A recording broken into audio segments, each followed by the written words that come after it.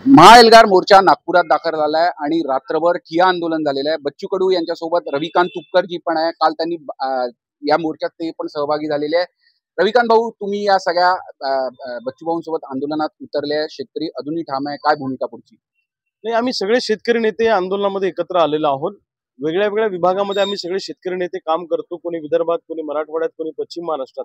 सगळे शेतकरी नेते कर्जमुक्तीच्या मुद्द्यावर एकत्र झालेलो आहोत। मोठ्या संख्येने शेतकरी नागपूरच्या विषयावर आलेला आहे।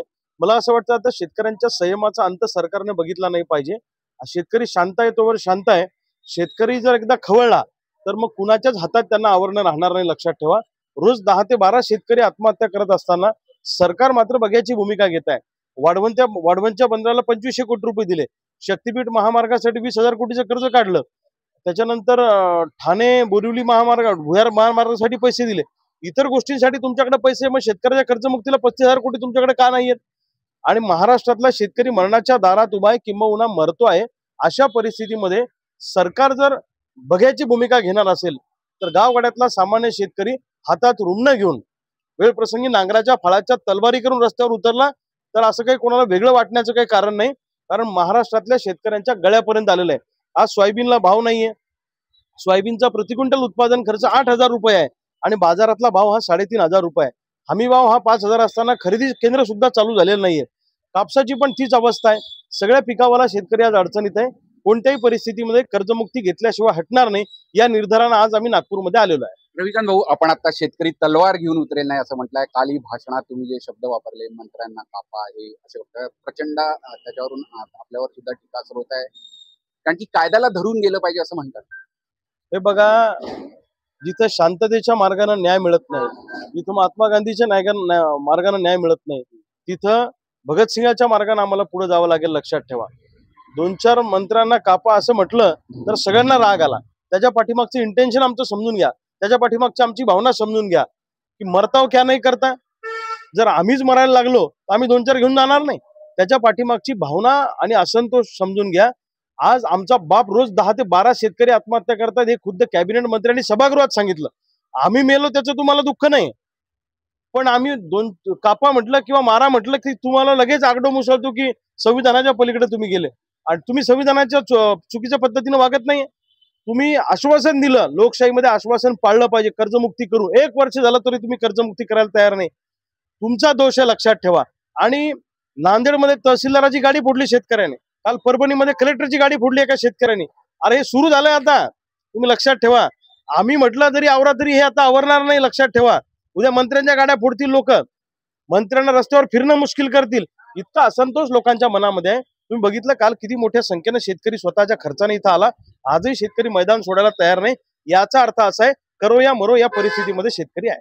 पण कालच्या तुमच्या वक्तव्यावर तुम्ही ठाम आहात का, की त्याबद्दल काही तुम्ही भावना व्यक्त करणार? नाही, मी ठाम आहे, मला काही त्याचा फरक पडत नाही। आमचा बाप रोज मरत असताना तुमच्या डोळ्यात थोडंही जर पाणी येत नसेल तर आम्ही कशासाठी तुमची पर्वा करायची?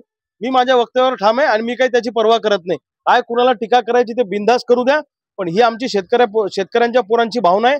आम्ही आत्महत्या करून मरणार नाही, आम्ही संघर्ष करू आणि वेळ प्रसंगी जहाल पद्धतीने संघर्ष करू, ही आमची भूमिका ठरलेली आहे। म्हणजे तुम्ही कालच्या भूमिकेवर, तुमच्या वक्तव्यावर ठाम आहे?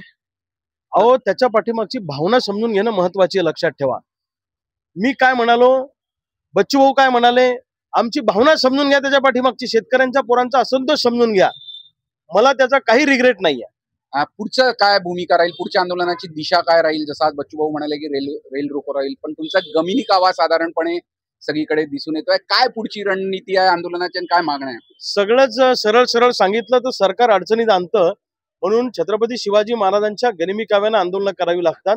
दुपारी 12 वाजेपर्यंत जर का सरकारने निर्णय घेतला नाही तर नागपुरातून एकही रेल्वे पुढे सरकणार नाही, असा निर्णय आज तमाम शेतकऱ्यांनी या ठिकाणी घेतलेला आहे, सगळ्या शेतकरी नेत्यांनी घेतलेला आहे। हा आमचा सामूहिक निर्णय त्या ठिकाणी झालेला आहे आणि जसं जसं आंदोलन पुढे जाईल तसं तसं कसं आंदोलन पुढे न्यायचं हे वेळ प्रसंगी त्या परिस्थितीनुसार आम्ही ठरवू, पण मागं हटायचं नाही हे मात्र निश्चित।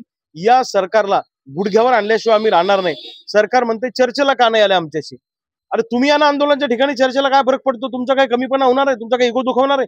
जातीचा धर्माचा जर का मोर्चा असला किंवा आंदोलन असलं तर हे स्वतःहून तिथं मंत्रिमंडळ घेऊन जातात की नाही चर्चेला?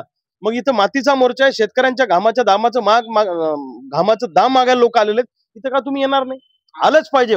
इथं सरकारमधले लोक आले पाहिजे अशी आमची भूमिका आहे. आतापर्यंत कोणी संवाद साधला सरकारमध्ये? अजून तरी कोणी संवाद साधला नाही. ते हलक्यात घेण्याचा प्रयत्न करतायत.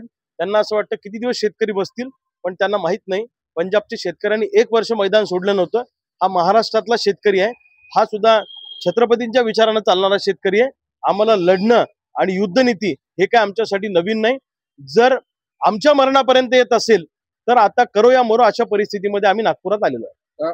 आम्ही करो या मरो याच्या भूमिकेत आहे आणि काल जे मी वक्तव्य केलं त्या भूमिकेशी मी ठाम आहे.